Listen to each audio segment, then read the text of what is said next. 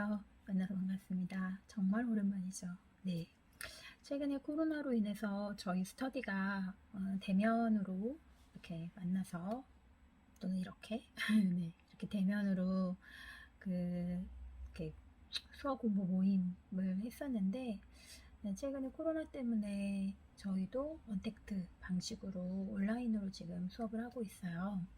사실 저는 저희 수업에서는 2차 실기시험 대비반이나 이런 것들을 하고 있지는 않아요. 저희 그 스터디에서는. 그 스터디에서 하는 것의 가장 큰 어떤 목적, 이유라고 하면, 단어를 중심으로 이 단어를 어떻게 활용하고 확장하고 또 그 확장된 단어들이 한국어로 번역이 됐을 때 또 한국어로 그렇게 확장된 단어들이 또 수화로 번역되고 통역이 됐을 때 어떤 표현들이 나올 수 있는가에 대한 다양한 그런 언어의 형태 또는 표현들 이런 것들을 좀 공부하는 거에 더 치중을 하고 수화 통역의 스킬을 조금 올리기 위해서 다들 공부를 하고 있는 거죠. 그리고 또 한 가지는 수화를 배운 곳이 굉장히 각각 여러 곳에서 다양한 곳에서 수화를 배우는 분들이 저희 스터디 오고 있어요. 그래서 각자 어떤 식으로 배웠는지 그리고 어떤 것에 또 중요성, 중점을 두었는지 이런 것들 그리고 이런 식의 수업 방식은 경험이 있지만 또 이런 식의 수업 방식은 경험한 적이 없다. 뭐 이런 여러 다양한 이야기들을 나누고자 사실 스터디를 운영을 하고 있는 건데요. 이번에 우연찮게 이 스터디에 2차 실기 시험을 보려고 하시는 분들이 좀 많이 오셨어요. 그러다 보니까 저도 자연스럽게 이분들이 합격을 했으면 좋겠다라는 어떤 기대가 생겼고, 그래서 그 기대에 맞게 수화통역사 시험 2차 시험을 좀 준비하는데 팁을 좀 드리면 어떨까 이런 생각이 들어서 저는 잘 운영하지 않는데 그렇게 운영하지 않지만 코로나로 스터디를 이렇게 대면에서 하지 않으니까 만나서 하지 않으니까 대신에 언택트 방식으로 그렇게 예, 화상으로 해서 2차 실기시험 반 공부를 하자고 합의가 돼서 공부를 하고 있습니다. 최근에 2차 실기시험반과 관련해서 관심 보여주시고 그리고 들어오시는 분들이 있으셔서 개인적으로 너무너무 고맙고 감사해요. 근데 한 가지 좀 아쉬운 게 사실 요번에 수업하던 거를 유튜브에 올렸다가 제가 내려달라고 했어요. 왜냐면 저희 스터디에 어찌됐든 시간을 내시고 또 피곤함에도 불구하고 일 끝나시고 시험을 보기 위해서 자기의 많은 시간들과 그런 휴식을 포기하고 이렇게 부족하지만 저와 함께 공부를 하겠다고 들어오시는 분들이 있는데 그분들의 수고와 노력에 저는 맞게 제가 이제까지 공부하고 혹은 또 예상하고 혹은 또 유형을 분석하고 뭐 이런 것들에 대한 시험의 팁을 좀 드리고 싶었어요. 그래서 그리고 또 관련 자료들도 계속해서 보여드려야 되는 그런 상황인데 이것 사실은 노출하는 거는 쉬운 일이 아니에요. 네. 다양하게 저한테 뭐 자료 주신 분들도 있고 또 때로는 제가 우연히 그 정답들을 맞추는 경우들도 있고 이러신 문제가 나와. 그런데 정말 제가 말했던 것과 똑같은 원문이 나온 적이 몇 년에 걸쳐서 쭉 있었어요. 그러다 보니까 이게 오히려 공개되면 공개되면 어, 시험에 오히려 피해갈 수 있지 않을까. 물론 시험 문제가 다 나왔겠지만 또 이제 이런 여러 가지 고민 때문에 그 유튜브에 이렇게 아주 짧은 시간, 뭐 한 15분, 20분 하는 그런 수업조차도 올리지 말아달라라고 이야기를 했어요. 대신에 제가 이렇게 개인적으로 여러분들에게 시험을 보실 때 좀 정보가 될 만한 것들을 좀 알려드리고 싶어서, 네, 이렇게 부시시한 요즘에 자꾸 안 하니까, 예, 혼자 방송을 안 하니까 자꾸 점점 이렇게 퍼지고 이렇게 막 언택트라서 막 계속 이러고 있고 운동도 못 하고 막 이렇게 되는 것 같아요. 네, 사설이 너무 길었네요. 자, 그러면 제가 몇 가지 여러분들에게 시험에 나올 법한 그런 것들을 좀 정리를 아주 간단하게 정리를 해서 말씀을 드릴게요. 사실은 시험에 나오는 범위는 굉장히 다양해요. 뭐 건강이라든가 복지, 장애인, 그 다음에 여성, 뭐 이제 그 젠더와 관련된 것들도 시험에 많이 나오고 있고, 장애와 관련해서 새롭게 변경된 것들, 그리고 특히 그 장애인 중에서도 농인들에 관련된 법규라든가 혹은 농인들이 최근에 어떠한 이슈를 일으켰던 것들이라든가 뭐 이런 것들은 충분히 시험에 나올 수 있죠. 그리고 최근에 그 코로나로 인해서 질병관리본부에서 많이들 수고하고 계시고, 또한 그 질병관리본부의 발표 때마다 수화통역을 하시는 수화통역 선생님들의 그런 수고와 노고에 대해서 칭찬하는 그런 이야기들도 나올 수도 있죠. 그래서 존경의 표시인 이런 표시가 뭐 SNS 상으로 혹은 또 여러 가지 다양한 매체를 콘텐츠를 통해서 뭐 홍보가 됐다는 부분들도 올해 굉장히 중요한 이슈로 떠올랐던 거잖아요. 근데 그런 내용들이 사실 시험에 나올 수도 있어요. 네, 저는 그렇게 생각을 합니다. 그리고 이번 시험에서 사실은 빼놓을 수 없는 부분은 코로나죠. 그래서 코로나가 어떤 우리의 건강에 어떠한 증세를 일으키고 있다라는 부분과 관련해서 어떤 보건 건강, 예, 그쵸? 그런 부분들에 대해서 이야기를 할 수도 있고, 그리고 이번에 어떤 사회적인 그런 경제 손실로 인해서 국가에서는 국민 뭐 모두에게 예, 재난지원금이라는 것을 예, 주게 됐고, 그 재난지원금이 1인일 때, 2인일 때, 3인일 때, 4인 가족일 때 얼마가 지불이 됐다라는 식으로 숫자를 표현하는 것을 네, 시험에 낼 수도 있죠. 그리고 그러한 코로나로 인해서 발생됐던 많은 그런 이슈들이 있잖아요. 그런 것들에 대한 내용은 저는 분명히 한두 문제는 나올 거라고 생각을 합니다. 그래서 그런 부분들을 여러분 조금 더 기사를 좀 더 충실하게 그렇게 읽는 연습을 좀 하시면 좋겠고요. 그리고 어 이제 지난 시험을 봤을 때 이제 저는 이제 여러 가지 그 카페라든가 블로그라든가 혹은 뭐 아는 지인을 통해서라든가 이런 분들이 이제 시험 보고 나면 많은 걸 올리잖아요. 사실 저희 카페나 밴드에도 아름아름 이렇게 요번에 시험 문제 이런 거 나왔어요. 뭐 이렇게 이런 식으로 이제 서로 답을 맞춰보고 이러는 게 있어요. 그래서 거기에 보면은 뭐 동물의 종류, 그리고 뭐 과일의 종류, 색상의 종류, 그리고 또 어떤 것들도 있었죠? 뭐 술, 주종의 종류 뭐 이런 것들. 그래서 아주 기초 단어에 충실한 것들이 시험 문제 나왔어요.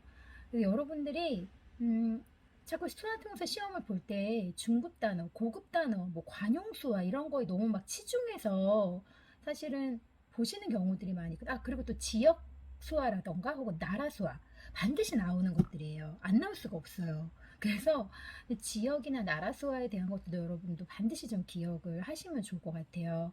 그리고 이제 이번 같은 경우는 시험 문제가 먼저 나왔으면, 시험 문제가 나오고 이 사태가 벌어졌으면 반영이 안 됐겠지만, 저는 이번에 장마가 가장 긴 장마였다라는 것, 이런 것들도 분명히 충분히 시험에 나올 수 있을 만한 이슈라고 보거든요. 그래서 그런 부분들도 여러분들이 좀 공부를 게을리하지 않고 그 부분도 좀 체크해서 보셨으면 좋겠어요. 네.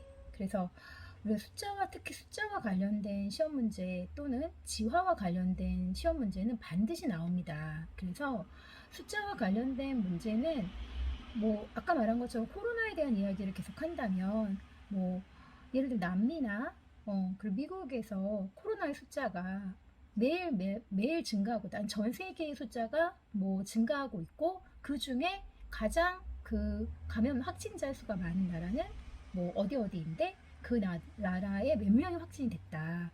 이런 식으로 숫자의 범위가 조금 숫자가 좀 커진다면 그런 정도의 국가별로의 확진자 수를 표현하는 이런 것들도 충분히 숫자와 관련된 문제로 나올 수 있다고 생각을 합니다. 어, 제가 모의고사 자료, 작년도 모의고사 자료를 만들어서 저는 수화를 가르쳐 주지, 물론 가르쳐 주죠.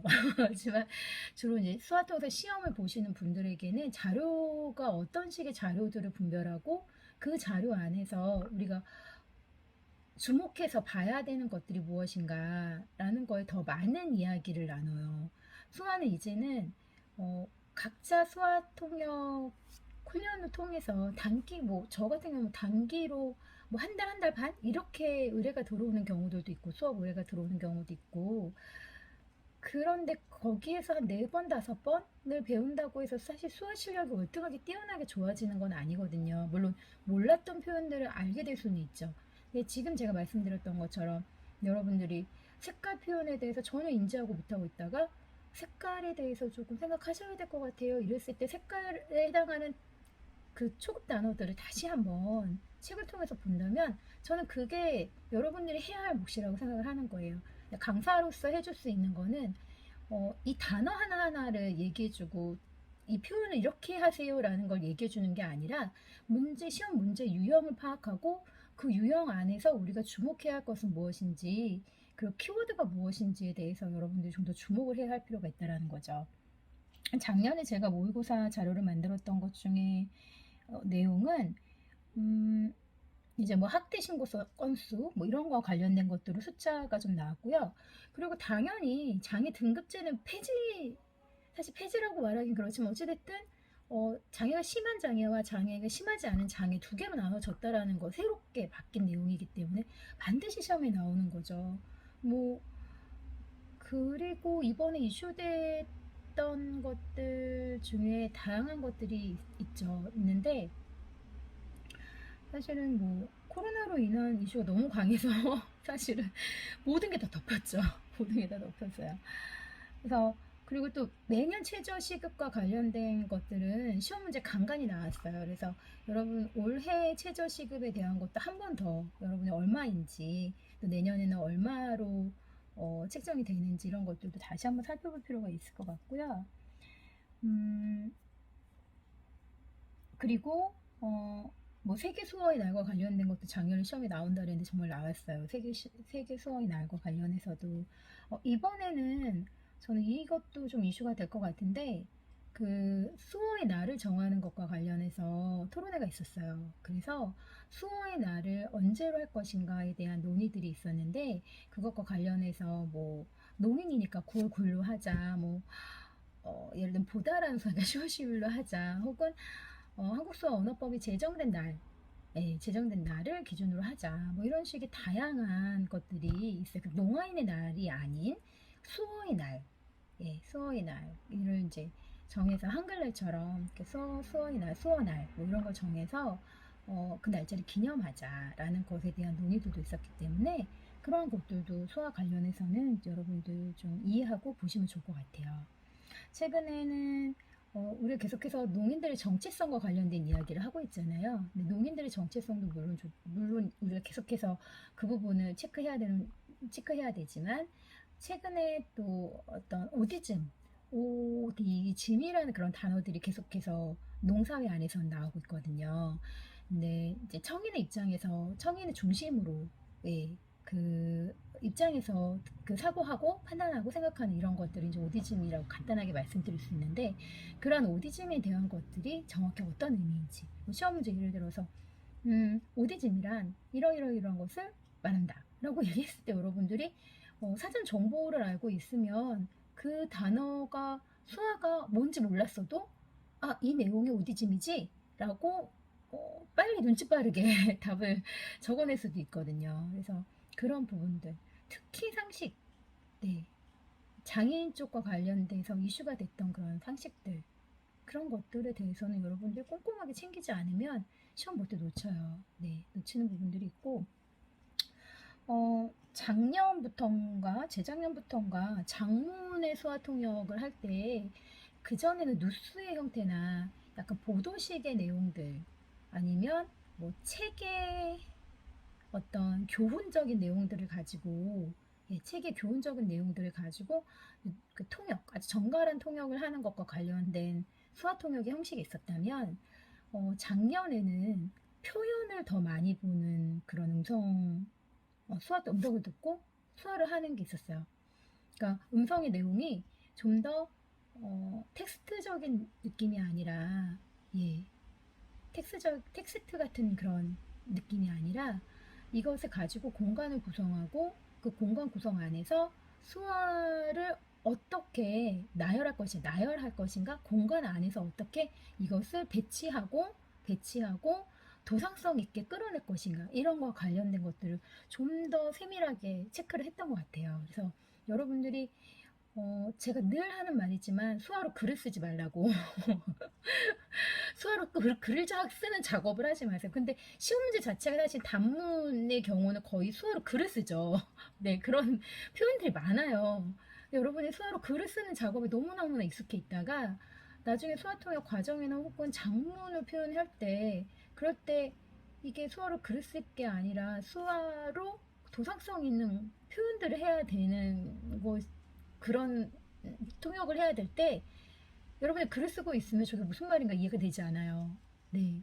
그래서 그런 부분들을 조금 더 고민하고 그 문장을 분석하는 것, 문장을 분석해서 얘를 어느 공간에 두고 이 단어는 어디 공간에 두고 그랬을 때 서술어가 누구에게 영향을 미치는 건지, 누구와 같이 연결되어 있는 건지, 이런 것들을 찾아내서 공간 구성을 하는 거를 자꾸 훈련을 하셔야 돼요.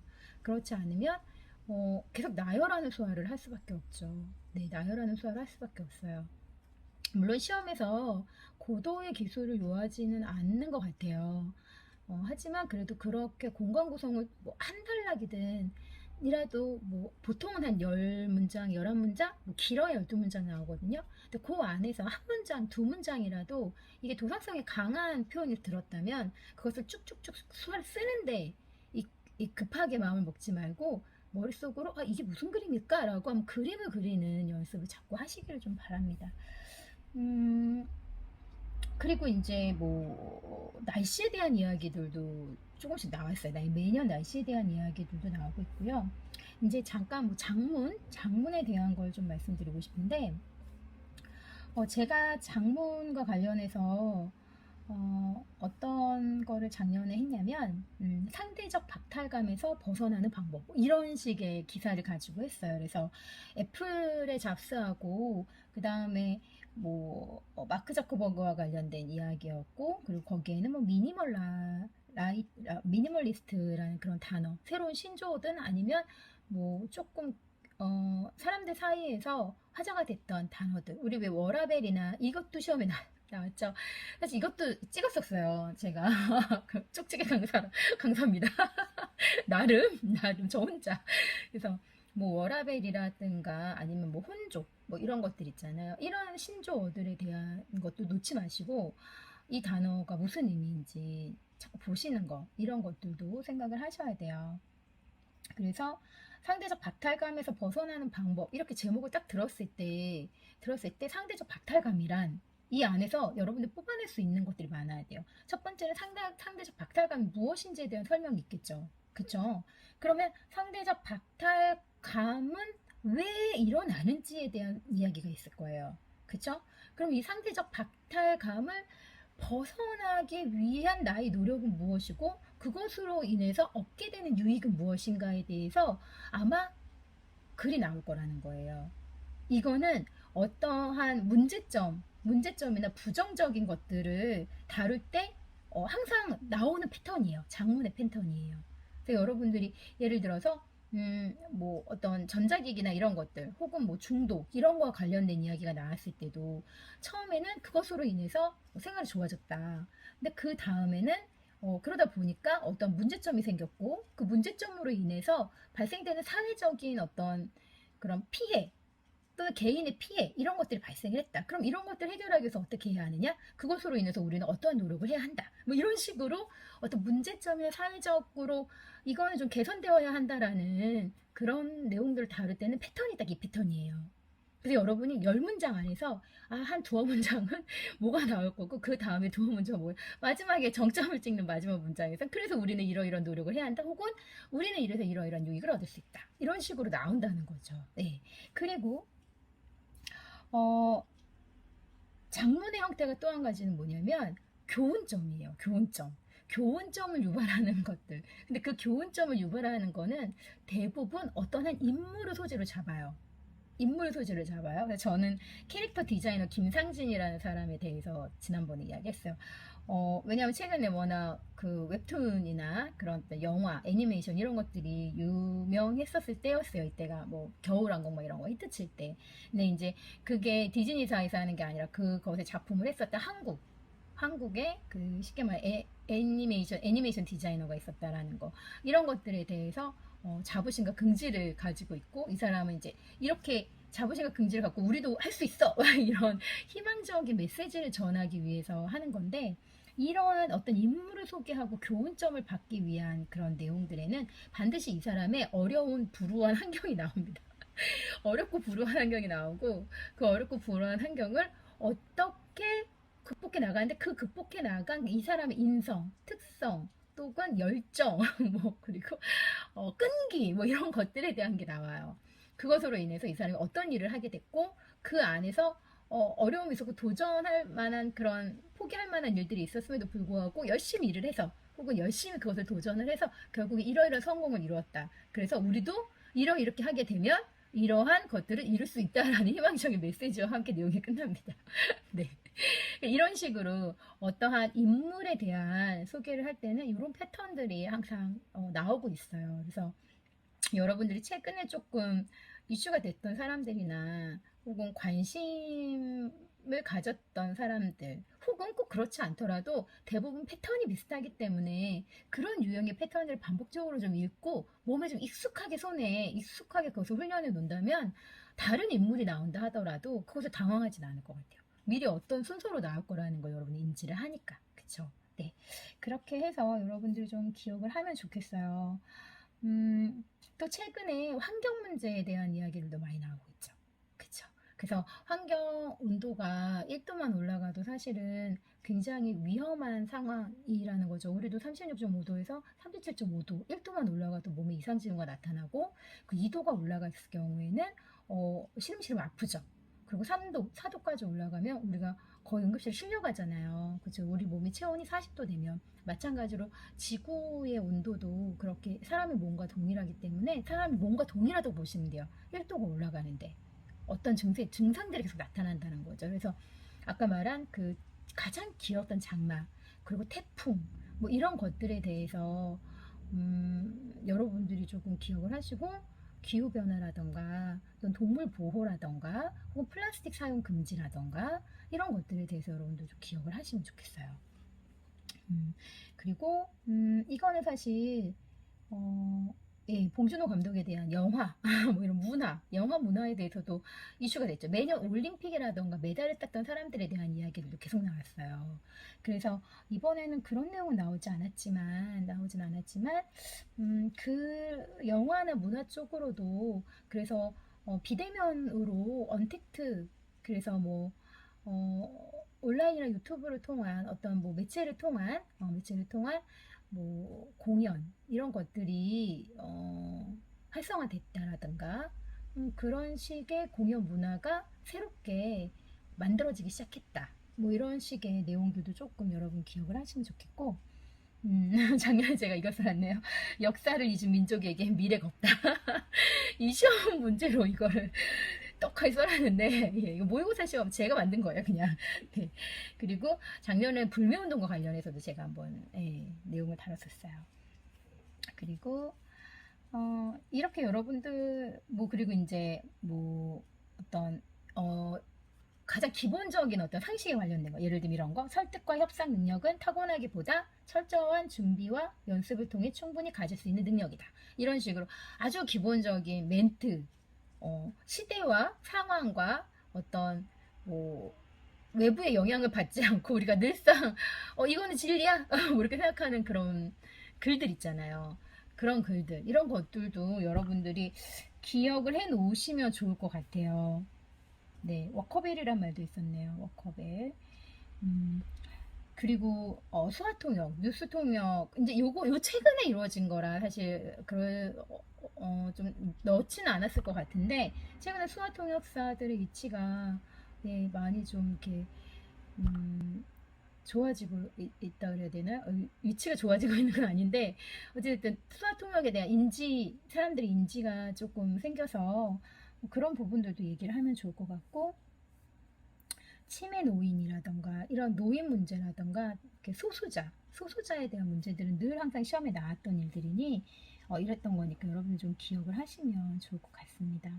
자, 오늘 이렇게 너무 길게 얘기하면 안 좋을 것 같아서 이 정도에서 마무리 짓고, 여러분 궁금한 사항들은 댓글이나 혹은 저희 일단 댓글로 문의를 해주시면 제가 최대한 답변을 해드리고요. 얼굴을 한 번도 본 적이 없고, 그리고 저희하고 충분한 소통이 이루어지지 않은 상태에서 수업을 보고 싶어요 라고 말씀하시는데, 그런 경우는 저희가 조금 제한을 하고 있어요. 너무 죄송합니다. 그래서 이렇게 수학통역사 시험이 끝나고 나면, 수학통역사 시험 10월 10일까지 수학통역사 시험이 끝나고 나면 그 이후에 제가 이제 단어의 활용이라든가 단어를 이제 뭐 어떻게 적용하는지, 그 통역 상황에서 어떻게 적용하는지, 또 우리가 뭐 동화책을 읽는다던가 책의 내용을 요약해서 설명하는 거, 이런 것 되게 다양한 것들을 좀 표현을 하고 있어요.